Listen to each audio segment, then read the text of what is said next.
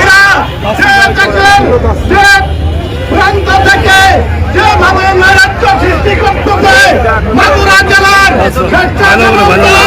আমরা একত্রভাবে